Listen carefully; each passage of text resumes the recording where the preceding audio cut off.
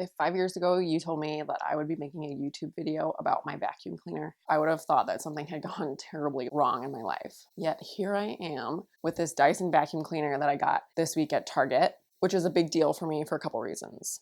First, my son just started crawling, so he can pick up the most microscopic things on the floor, and our old vacuum cleaner obviously wasn't picking them up. Second, I was totally taken aback by how amazing, first, this vacuum cleaner works, and second, how good Dyson's customer experience was. So to give you a little context, I'm terrible at putting things together. I assembled our last vacuum cleaner and the handle fell off every time I used it. And you may remember my video about putting together our Echelon bike. The first one we ordered, I'm pretty sure I messed it up because we had to package it back up and send it back. Assembly is not my strong suit. So I was excited when I bought this. There was not a single screw, but I was expecting like an IKEA experience of having to get out the screwdriver. All the instructions for how to put together this vacuum cleaner fit on this tiny little card. And there are no words. It's so simple that it's just a picture.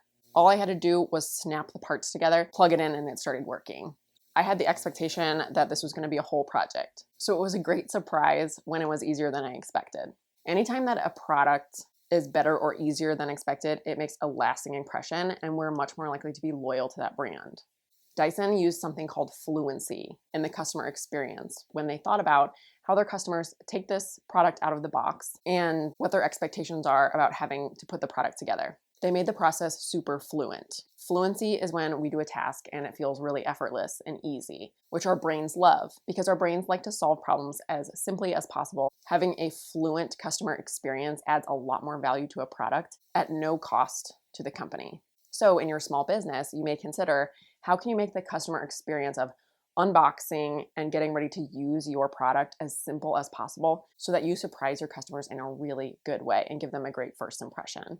I'm Micah Larsen, and I tell women business owners what to say in their small business marketing.